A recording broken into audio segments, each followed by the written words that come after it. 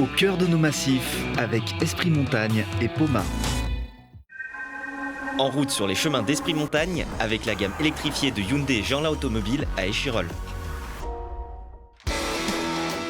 Le groupe Samsé et l'entrepôt du bricolage vous présentent Esprit Montagne.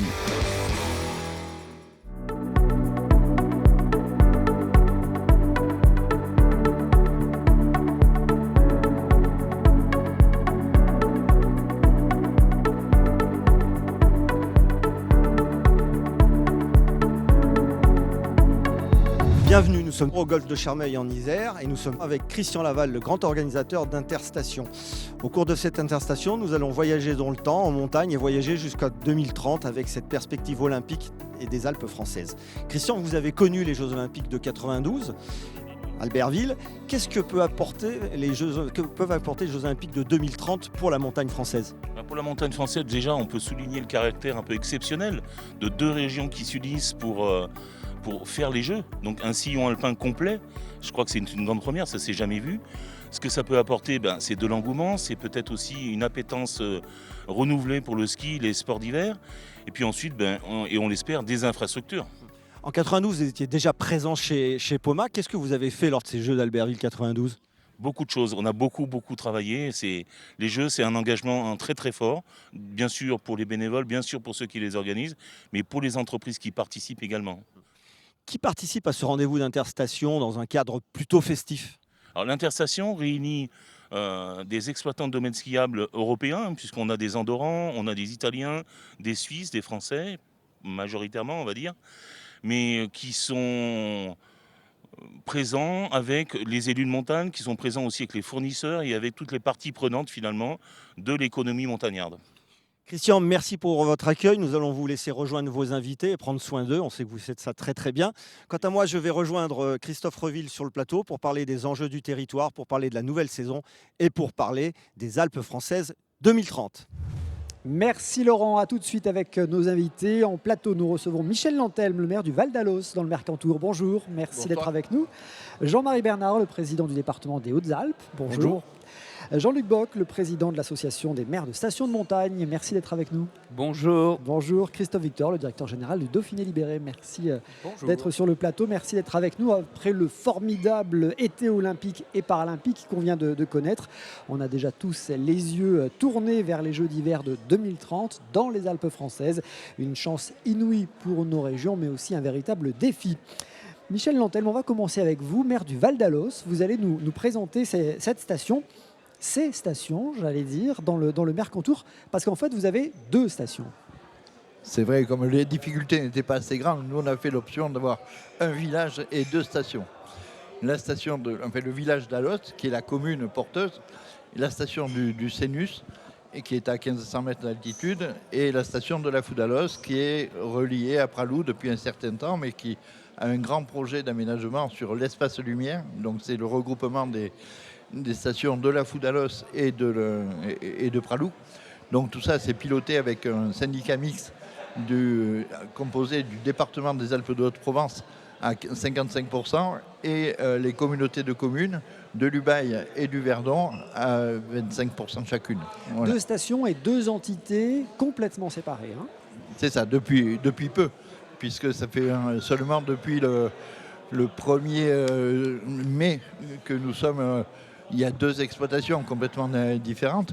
L'une qui est, comme je le disais, exploitée par le syndicat mixte de l'espace lumière. C'est la liaison entre la Fou d'Alos et Pralou. Donc c'est une entité qui est appelée à se développer parce que 1800 mètres d'altitude, c'est une zone un peu plus confortable, je dirais. Il ne faut pas oublier que nous sommes dans les Alpes du Sud, que quelquefois il y a des aléas un peu climatiques. Et puis je crois qu'aujourd'hui, c'est vrai qu'avec les contraintes d'une part de la ressource en eau, des contraintes climatiques, on est appelé à monter nos domaines skiables un peu en altitude. Ça, c'est pour la Fou d'Alos, sur lequel il y a un grand projet d'aménagement, puisqu'il y a une liaison qui est prévue de sommet à sommet entre Pralou et la Fou. Donc tout ça pour conforter le ski d'altitude d'une part et surtout améliorer grandement le parcours client. Et le Sénus ayant une option plus estivale autour de sa base loisir notamment. Tout à fait, vous avez tout à fait raison. Le CENUS aujourd'hui, c'est donc un autre syndicat mixte, toujours avec le département, mais le département a décidé de nous accompagner pendant 5 ans. Aujourd'hui, donc on a une période de probation, je dirais. D'amorçage. D'amorçage, oui. Et surtout, d'arriver à un équilibre financier et retrouver des ressources. Donc la stratégie aujourd'hui, c'est de travailler énormément à la diversification des activités et de doter donc ce syndicat mixte a donné en exploitation à la régie du CENUS d'Alos. Cette régie a pour mission d'arriver à un équilibre parce qu'elle était un petit peu en déficit structurel. Donc l'idée aujourd'hui, c'est de pouvoir, à partir de cette structure, de réduire peut-être un petit peu la voilure en ski de piste traditionnel, en ski alpin. Par contre, sur la période hivernale, on travaille beaucoup sur les circuits de randonnée, sur une destination. On travaille beaucoup avec la Fédération française d'alpinisme et de trucs pour essayer de développer une image un peu différente avec des pistes ou en tout cas des sommets qui sont accessibles aussi bien avec des pistes, ce qu'on appelle, si on fera une image de ski de piste avec des pistes vertes, donc très faciles, et puis allant sur du plus physique, du plus sportif. Mais la destination primaire, ça reste la famille. La volonté, c'est la famille. Ça veut dire que là, vous adressez au public de Télé Grenoble, mais aussi plus largement, les dates d'ouverture de la station, si on veut venir découvrir le Val d'Alos, c'est quoi? C'est vacances de Noël? Cette année, ce sera le 16 décembre. Du 16 décembre au 10 avril, ou le 8 avril à peu près. Voilà, ça c'est les options de départ, ce sont celles-là. Si les conditions étaient particulièrement bonnes, on ne s'empêche pas d'ouvrir une semaine avant. Alors on va se projeter à 5 ans. Il y a ce que vous aviez évoqué pour être à l'équilibre, mais il y a aussi un objectif qui est les Alpes françaises 2030. Vous êtes dans un département charnière qui va être entre les Hautes-Alpes et les Alpes-Maritimes. Qu'est-ce que vous pouvez espérer, j'allais dire, comme retombée de ces Jeux Olympiques? Vous savez que l'initiative des Jeux Olympiques 2030, elle part quand même du Sud, puisque c'est notre président de région qui a lancé le bouchon de 2030 et il s'est trouvé l'opportunité de le faire, d'y aller. Par contre, les Alpes du Sud, ou en tout cas nos domaines des Alpes du Sud, ne sont pas suffisants en eux-mêmes et ça a nécessité le rapprochement avec Rhône-Alpes. Je pense que c'est un secret pour personne. D'abord parce qu'il y a des infrastructures qui sont déjà en place. L'héritage de 92. Pas forcément. Et puis je crois qu'aujourd'hui, compte tenu de ce qu'on sait sur les économies de moyens, même si on peut faire une grande opération pour les Alpes françaises, pour le ski en France en général, c'est formidable. Et le Val d'Alos, donc tout ça. Alors qu'est-ce qu'on aura dans le Val d'Alos? Je ne sais pas ce qu'on aura. Des sites d'entraînement Oui, ce qu'on peut espérer, c'est des sites d'entraînement. C'est vrai qu'on a des pistes qui sont pour ça. Avec la liaison avec Pralou, il y a de l'hébergement, il y a des choses où on peut défendre. Maintenant, il est clair qu'on sera vraisemblablement les petits poussés des Jeux Olympiques. Hein. Les sites d'entraînement, ça peut être pas mal. Mais je pense que l'image, ce qu'il faut en retirer, c'est l'image, je crois. Et à ce niveau-là, la région PACA, parce qu'elle est plus connue pour la côte d'Azur que pour la neige. Mais grâce à vous, on connaît le Val d'Alos dans le Mercantour. Ce qu'on espère, c'est faire connaître la neige dans les Alpes du Sud. Il y a les Hautes-Alpes quand même. Quand je dis Alpes du Sud, je parle aussi du président. Hein. On va passer précisément des Alpes de Haute-Provence aux Hautes-Alpes avec vous, monsieur le président Jean-Marie Bernard, président du conseil départemental, élu du Dévoluy depuis 30 ans. Oui. C'est ça, je ne me suis pas trompé. Un élu de terrain, alors on vous connaît particulièrement, on vous a entendu sur la défense du pastoralisme face aux loups, on vous a entendu sur les 80 km/h sur la route, plus récemment sur l'explosion des coûts de l'énergie pour les collectivités. Un élu de terrain, les pieds sur le terrain, vous insistez là-dessus. Ben oui, c'est une expérience de 30 ans dans une mairie, dans un petit village. D'ailleurs, j'en ai profité pendant ces 30 ans de regrouper 4 communes dans un ancien canton pour en faire une seule commune parce que c'était vraiment l'avenir du territoire. Et puis sur ces 4 communes, il y avait 2 stations. Il y avait Super Dévoluy qui est mondialement connu, mais il y avait l'ajout du Loup à côté qui était un petit domaine relié, mais pas tout à fait relié, parce qu'avec des exploitants séparés, donc ça ne fonctionne pas comme... donc le fait de se marier a permis de faire un grand domaine de skiable, exploité par une seule personne, enfin une seule entité, et donc c'est comme ça qu'on met de la dynamique et qu'on fait, on fait du développement. Un domaine skiable super dévolué qui a quand même produit un champion hors norme, Cyprien Sarrazin, qui a gagné 2 fois à Kitzbühel cette saison. Et oui, donc maintenant on a un porte-drapeau extraordinaire qui fait frémir tous les amateurs de ski et des sports d'hiver. Donc c'est vraiment un territoire qui s'est développé, et comme d'ailleurs comme l'ensemble des stations dans le département. Enfin, dans le département des Hautes-Alpes, on a quand même une quinzaine de belles stations. Serre Chevalier, bien entendu, mais on passe à Montgenèvre, on passe à Vars, on va à Orsières, on va donc dans le Dévoluy, on va à Risoul, on va à Puy-Saint-Vincent. Donc des sites qui aujourd'hui sont économiquement très intéressantes.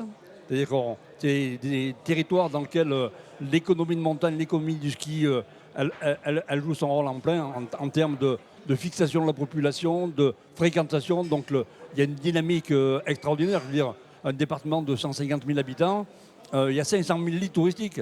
500 000 lits touristiques qui l'hiver fonctionnent à plein et qui commencent à fonctionner pas à plein mais bientôt à plein, y compris l'été. Donc par la diversification de l'ensemble des stations. Donc il y a une vraie dynamique et le ski ou le tourisme dans notre département, dans les Hautes-Alpes, c'est 80% de l'économie. 80%. C'est 12 000 emplois saisonniers. Donc ça compte. Ça compte, et j'imagine une grande fierté d'avoir été retenu sur la carte des sites olympiques, parce que pour le coup, là, le 05 est vraiment concerné par ce projet, cette candidature qui prend forme désormais. Oui, donc on vient de le rappeler, c'était une belle initiative que de se marier entre les deux régions pour produire des Jeux Olympiques 2030 de qualité. Alors nous on est un peu égoïste quand je parle de ça, moi, parce que en fait, quand je discutais avec Laurent Wauquiez me disait de toute façon, nous dans notre région, il n'y a pas beaucoup d'investissement à faire, donc c'est vous qui allez en profiter dans le sud. Bon, et donc ça, on a bien compris le message. Et aujourd'hui, moi je vois au travers de cette candidature qui est portée dans le département, nous on va accentuer notre pression là, sur les aménagements qu'on doit réaliser. Mais en fait, c'est au-delà de l'aspect sportif. Demain, Briançon aura une image olympique, parce qu'il va y avoir un village olympique à Briançon. Il va y avoir des belles épreuves qui vont se dérouler autour de Briançon, à Montgenèvre ou à Serre Chevalier. Il va se passer des choses importantes. On sera plus sur le ski freestyle, le snowboard, c'est ça? Oui, toutes les épreuves qui sont le plus regardées à la télévision en ski, en dehors du biathlon, ça va se passer chez nous. Donc, oui, d'ici là, le chemin est quand même long, notamment en termes d'infrastructures et d'infrastructures de déplacement. Alors, aujourd'hui, c'est là que le département a un rôle important à jouer, et on va le jouer. Nous, on considère que cette opportunité des Jeux Olympiques, c'est simplement un accélérateur. C'est un accélérateur dans le temps pour faire des choses qu'on mettrait trop de temps à faire et que moi, je verrai peut-être jamais.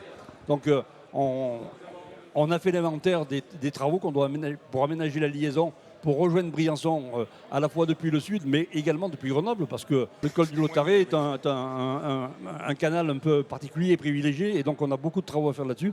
Et donc le fait de faire cofinancer ces gros travaux routiers par les régions et par l'État va nous permettre de faire peut-être en 5 ans ce qu'on aurait mis 20 ans ou 30 ans à faire.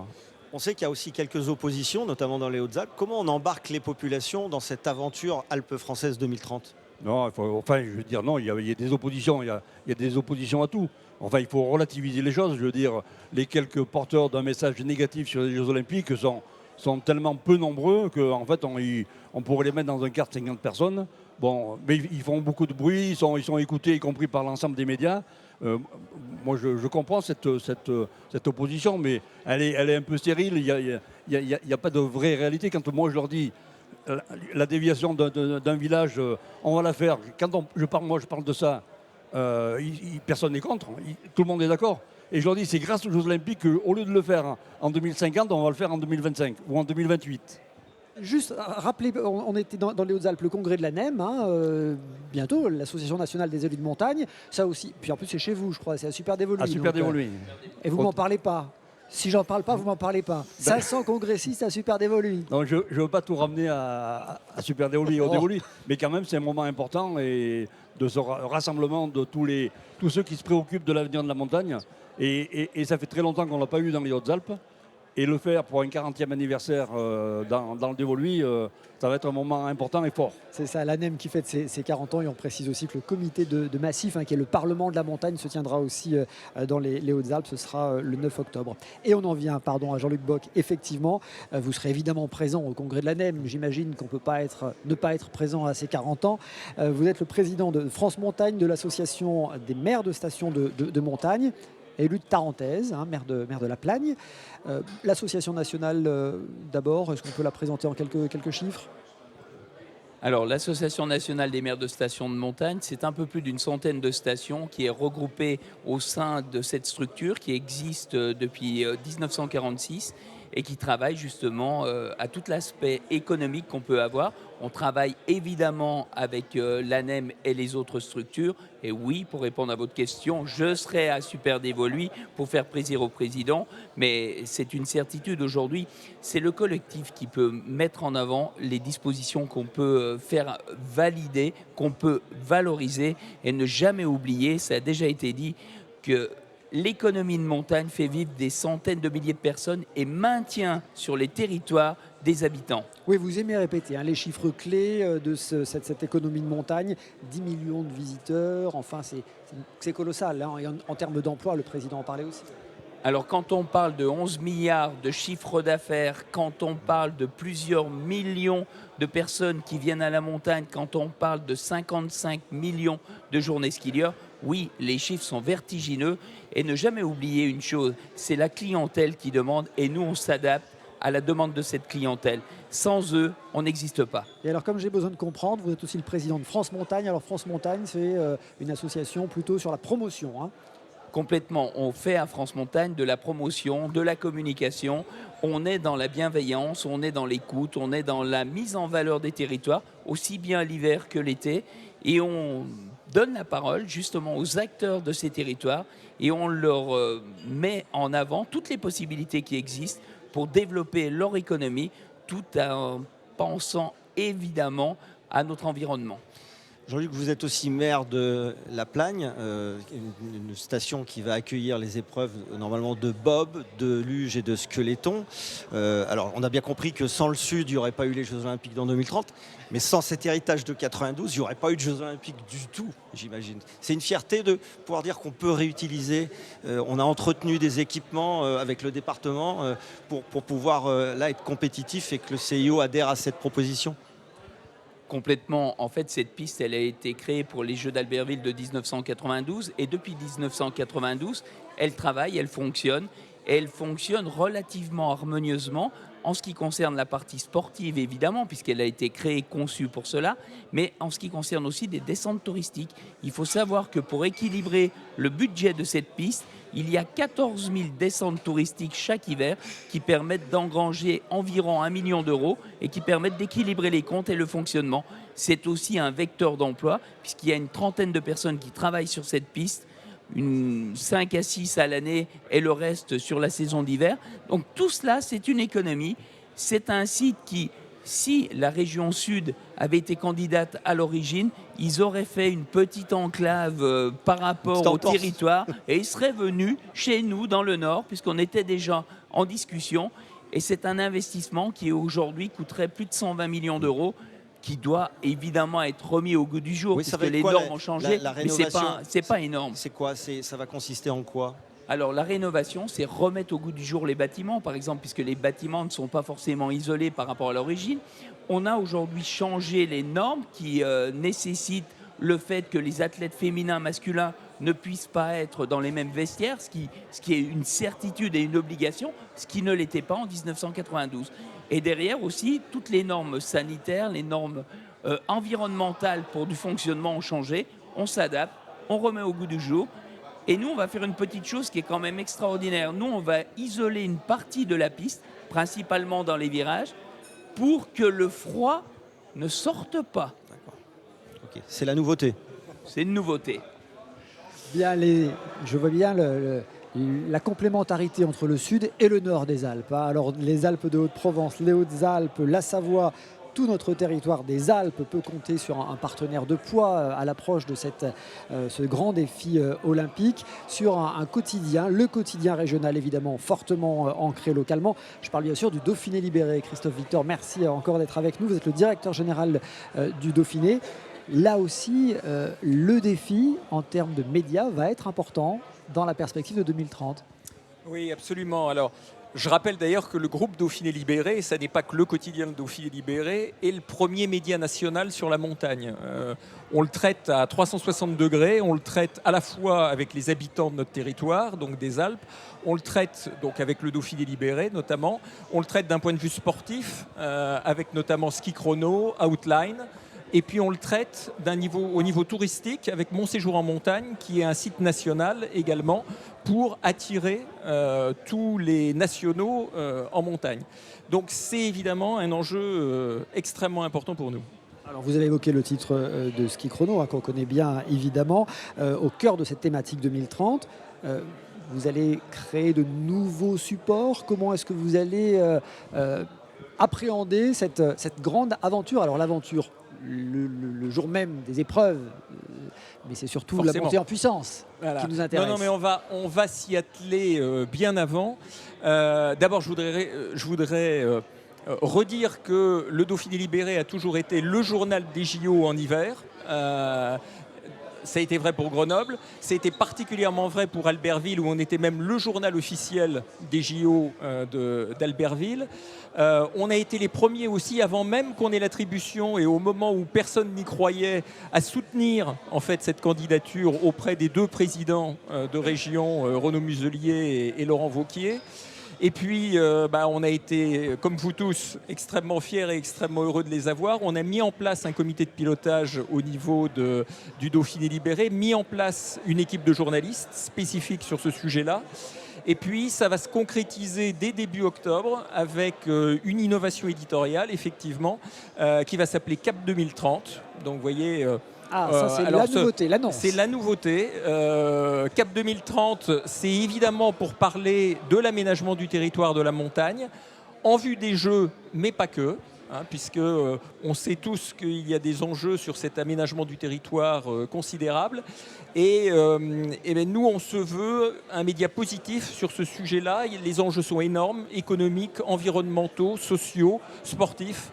Et Cap 2030 aura vocation à traiter de ce sujet une fois par mois lié à notre supplément économique DL Entreprise, par une newsletter mensuelle également, auquel on pourra s'abonner très facilement, et puis aussi par des notifications et des alertes, parce qu'on a bien l'intention avec Cap 2030 d'être sur tous les scoops de la montagne et du JO 2030. Donc je vous inviterai à vous abonner directement pour recevoir les nouvelles en avant-première. Alors, vu les gens que j'ai autour de la table, c'est pas impossible qu'ils le sachent en même temps que nous, mais qui donc?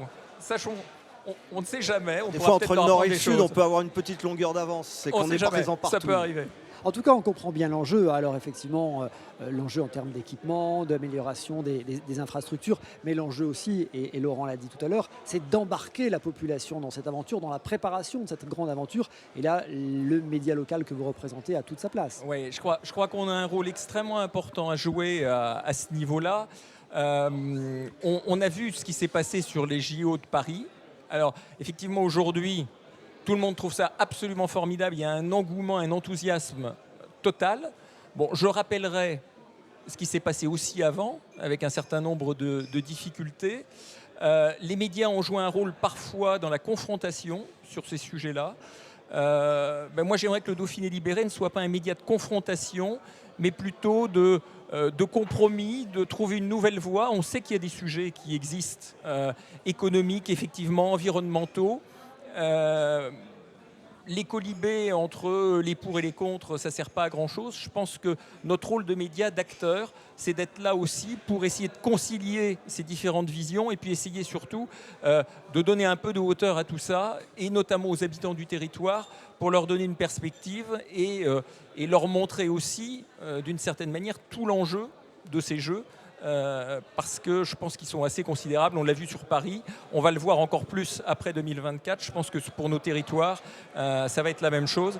Et donc, évidemment, c'est dès maintenant, et c'est pour ça qu'on sort Cap 2030 en octobre 2024, parce que tous ces sujets, c'est dès maintenant qu'il faut s'y attacher. Bon, Laurent, il y a du pain sur la planche là. Oui, c'est un beau sommet 2030. J'espère faire partie de cette cordée et d'arriver au sommet pour vivre cette quinzaine qui sera magique. J'en ai fait quelques-uns des Jeux Olympiques d'hiver, mais terminer ma carrière sur des Jeux Olympiques en France, dans mon pays, dans les Alpes, je ne peux pas rêver mieux. Bon, on voit vraiment que le défi, tout le monde doit s'y atteler, hein, les acteurs locaux, les élus, et puis chacun d'entre nous finalement. On ne peut pas passer à côté de ce rendez-vous. On ne peut pas passer à côté. Les Jeux d'hiver en 2030 dans les Alpes, après Chamonix en 1924, Grenoble en 68, Albertville en 92. On le voit, les acteurs de la montagne sont prêts à relever le défi. C'est ça aussi, l'esprit montagne. Merci beaucoup à nos invités d'avoir été sur ce plateau. Merci à Christian Laval, le président d'Interstation qui nous accueille ici au golfe de Charmeil. Merci aux équipes de Favorise pour la réalisation de cette émission. Merci Laurent. Merci Christophe. Et merci à tous pour votre fidélité. À très vite.